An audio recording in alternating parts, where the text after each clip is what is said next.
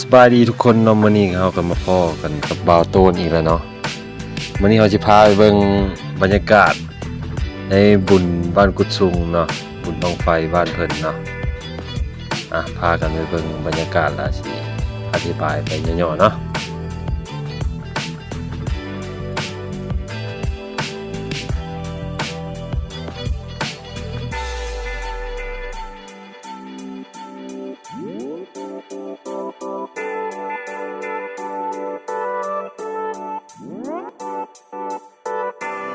ในบรรยากาศบุญบ้านเพิ่นเนาะจะมีการว่านเข้าเนาะแล้วก็แห่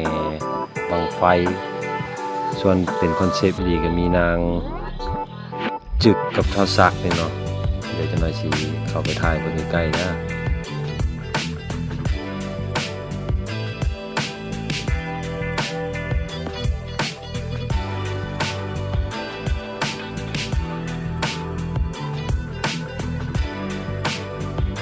ทางบุญบ้านเพิ่นก็แม่นแต่ทางบ้านเพิ่นเองเนาะเพราะว่ามีบ้านอื่นยังมาสมทบมาสร้างบรรยากาศม่วนซื่นส่วนนางจึกกับเท้าซักนี่แม่นมาแต่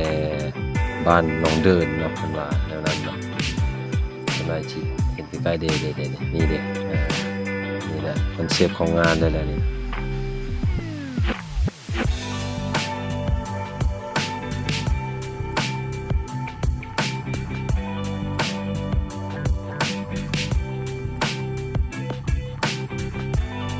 ถึงว่าบุญบ้านเพิ่นก็มีเพียงแต่เท่านี้เนาะที่เขาเอามาฝากท่านผู้ชมเนาะสำหรับไว้มื้อหน้าเดี๋ยวเราสิไปใช้เดี๋ยวพอกันใหม่เนาะท่านผู้ชม